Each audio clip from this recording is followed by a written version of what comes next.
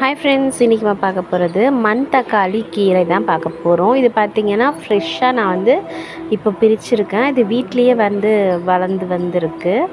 So இந்த செடியிலேருந்து நம்ம இந்த கீரையை ஃப்ரெஷ்ஷாக பிரித்து நம்ம இன்றைக்கி செய்யலாம்.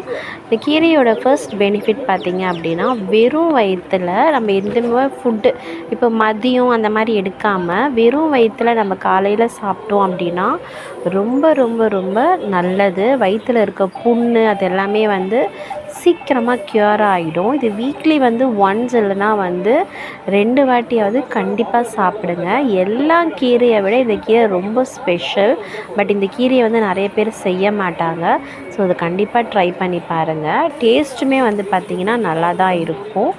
ஃபர்ஸ்ட் வந்து நான் வந்து துவரம்பருப்பு போட்டு வேக வச்சுக்கிறேன். வெங்காயம், தக்காளி, துவரம்பருப்பு, மஞ்சத்தூள், தேவையான அளவுக்கு சால்ட்டு, நம்ம காரத்துக்கு ஏற்ற